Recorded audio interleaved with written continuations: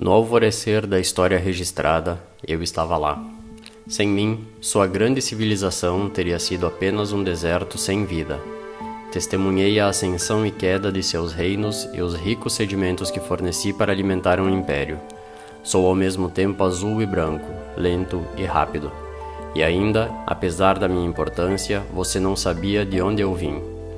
Minha jornada não é apenas através de meio continente, mas uma jornada através de séculos no tempo. Eu sou o mais famoso e célebre de todos os rios do mundo. Eu sou o Nilo.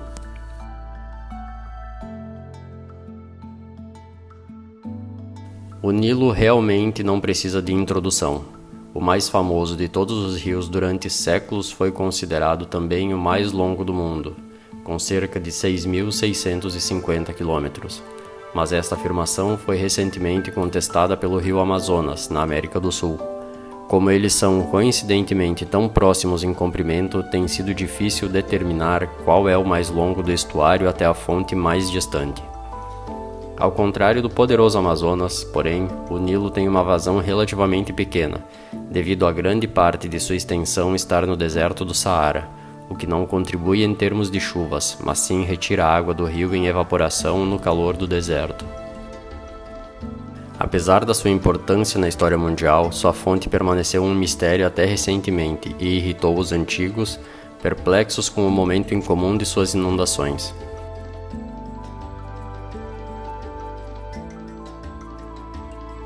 A palavra Nilo chega até nós através do latim Nilus, que se acredita ter vindo do semítico Nahal, que significa vale.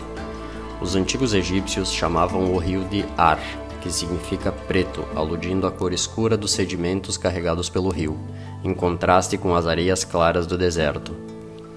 Nossa jornada geográfica começa em seu final, o delta do Nilo, que desemboca no mar Mediterrâneo. Descrito por Estrabão no século I como tendo 7 ramos principais, o fluxo desde então foi desviado de tal forma que agora existem apenas 2. Sua forma triangular prototípica, conhecida pelos gregos antigos já em Heródoto do século V a.C., gerou o termo geográfico delta, já que essa letra grega tem a forma de um triângulo. É aqui que grande parte dos sedimentos do Nilo é depositada, até 20 metros de profundidade em alguns lugares, e constitui o solo mais fértil da África. A grande maioria dos mais de 100 milhões de habitantes do Egito está confinada ao delta e à planície de inundação do Nilo, já que tão pouca chuva cai no Egito que a população depende quase completamente do rio para seu suprimento vital de água.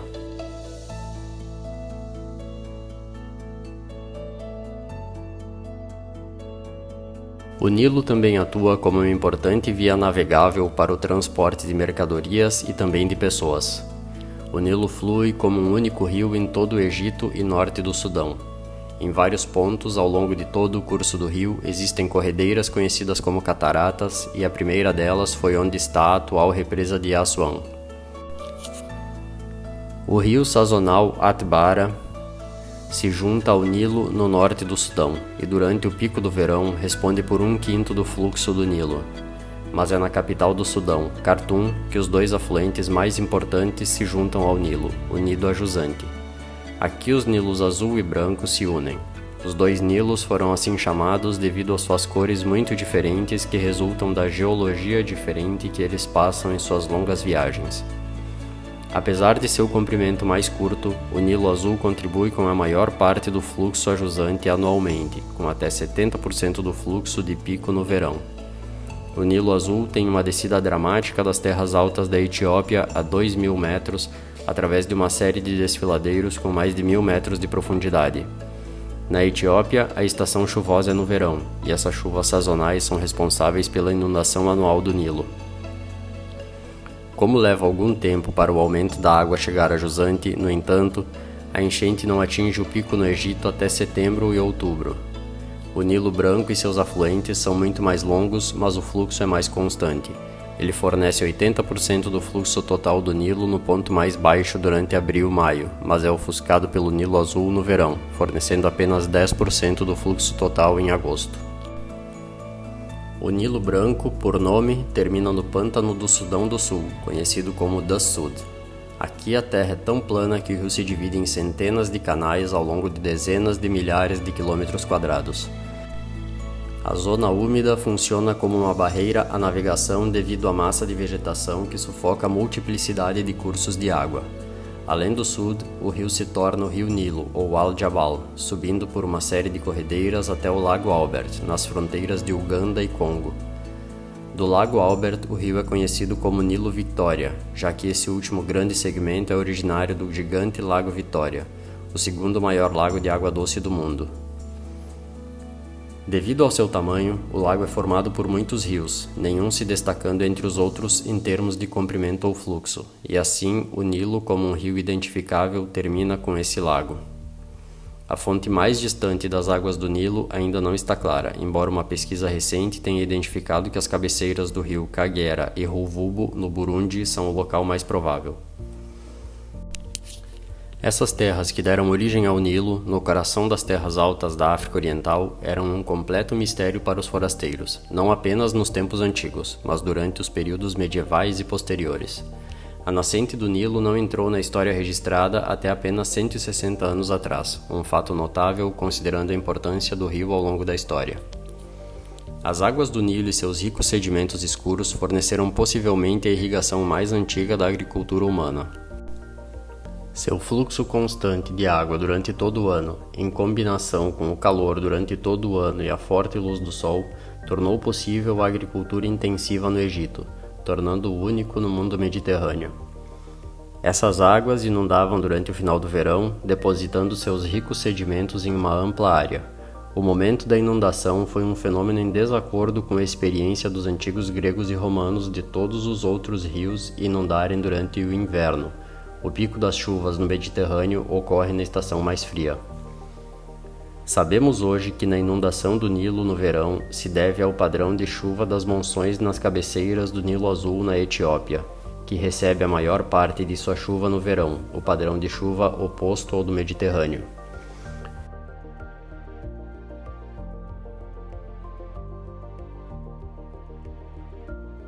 Nas escrituras antigas, o Nilo desempenhou um papel fundamental no livro do Êxodo da Bíblia, com suas águas carregando o bebê Moisés em uma cesta de juncos. Mais tarde, Moisés lideraria os israelitas da escravidão no Egito, mas somente depois que o faraó cedeu após as 10 pragas que atingiram a terra. Acredita-se que os antigos egípcios tinham conhecimento do Nilo até sua confluência na atual Khartoum, e possivelmente até o lago Tana, na Etiópia, subindo o Nilo Azul. Esta área do Alto Nilo, conhecida como Núbia, abrigou vários reinos, sendo os cuxitas os mais bem-sucedidos, atingindo um pico no século 8 a.C., mas continuando até o final da Antiguidade com sua capital Meroe, nas margens do rio Nilo, ao norte da atual Khartoum. O Egito foi o último reino mediterrâneo conquistado pelo Império Romano em 30 a.C. e foi valorizado por ser a região mais fértil conhecida por eles, devido às águas do Nilo. Nesse período, o Egito ficou conhecido como o celeiro do Império devido às suas prodigiosas colheitas, pelo que se pode dizer que as águas do Nilo, originárias do coração da África Oriental, alimentaram grande parte do Império Romano. A fonte dessas águas, incrivelmente importantes, tornou-se uma obsessão para muitos romanos, e um deles foi o mais famoso dos imperadores, Nero. Em 66 d.C., ele ordenou uma expedição Nilo acima para encontrar sua nascente. Os diários dessa expedição são registrados por Plínio o Velho e Sêneca o Jovem. Eles concordam que os canais, sufocados por ervas daninhas do sul, agiam como uma barreira ao progresso da expedição, embora haja uma curiosa referência a uma cachoeira fluindo por 2 pilares ao sul, o que sugere que, de alguma forma, eles foram além das terras planas do sul para a montanha Nilo. Mas é mais provável que eles tenham ouvido histórias de tal geografia daqueles que conheceram ao longo do caminho ou possivelmente as inventaram inteiramente. Em 150 d.C., o grande geógrafo egípcio Ptolomeu descreveu a nascente do Nilo como pertencente às Montanhas da Lua, aparentemente a partir de um relatório anterior do suposto comerciante Diógenes, que alegou ter encontrado a nascente dentro de uma série de lagos aninhados entre as montanhas nevadas. Agora, geógrafos perspicazes entre vocês saberiam que estas são as montanhas Rwenzori, da fronteira de Uganda e Congo, perto das fontes reais do Nilo estabelecidas hoje.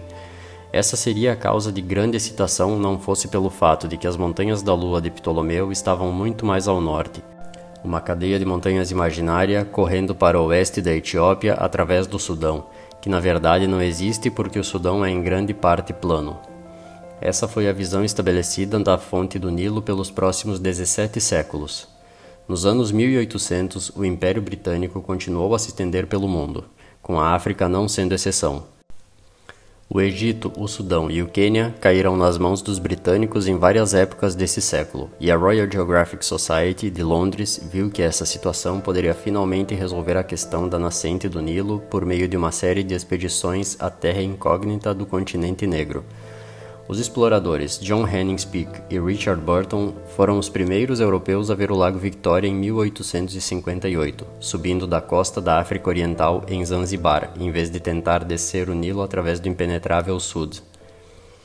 Os exploradores afirmaram ter confirmado que o Lago Victoria era a nascente do Nilo e mais tarde tiveram uma briga muito pública sobre o assunto. Mas foi Speke sem Burton em 1862 que localizou corretamente a saída do Nilo na margem norte do Lago Victoria e ligou o famoso rio e lago dessa maneira. Como mencionado anteriormente, sabemos que o Lago Victoria é alimentado por muitas cabeceiras e muitas expedições foram realizadas desde Speke para tentar encontrar a fonte mais distante, com os rios Kagera e Ruvubo no Burundi atualmente pensados sejam os mais distantes. Mas a descoberta do Lago Victoria parecia ter resolvido a questão candente para a maioria quanto à fonte do Nilo, o mistério mais antigo da história geográfica. O desenvolvimento mais significativo nos tempos modernos para afetar o Nilo foi a construção da represa Aswan-Rai, no sul do Egito, que começou em 1960. O principal objetivo da represa era regular a quantidade de água que passava rio abaixo, que costumava variar consideravelmente ano após ano. Muito levou a inundações devastadoras, muito pouco a uma colheita ruim e fome. Após a sua conclusão em 1970, os milênios de inundações anuais do Egito finalmente chegaram ao fim, pois a inundação sazonal do Nilo Azul é absorvida pela capacidade de 168 km3 do Lago Nasser, formado a montante da barragem. Devido à sua localização no deserto do Saara, no entanto, o lago perde entre 10% e 30% da água anualmente por evaporação. Outro benefício é a barragem que fornece 2 gigawatts de potência por meio de suas turbinas hidrelétricas. Outra barragem maior no Nilo Azul, na Etiópia, está atualmente em fase de enchimento e tem causado tensões consideráveis entre este país e o Egito. A construção da grande represa renascentista etíope começou em 2011 e, quando concluída, fornecerá 5 gigawatts de energia necessária para a Etiópia e poderá promover consideravelmente o desenvolvimento econômico desse país. O Egito interrompeu o financiamento da barragem de parceiros internacionais, resultando em atrasos na construção, e afirma que a barragem reduzirá o fluxo a jusante. Embora isso certamente seja verdade durante a fase de enchimento, não está claro como isso aconteceria durante a operação pós-enchimento. Assim, este maior dos rios, abrangendo milênios de história registrada, ainda hoje escreve uma nova página da história, com uma represa que pode transformar o país cujas chuvas outrora produziram enchentes sazonais tão a jusante, inundações que levaram ao desenvolvimento daquela grande civilização, e levantando questões ao longo dos milênios sobre o mistério de sua fonte distante.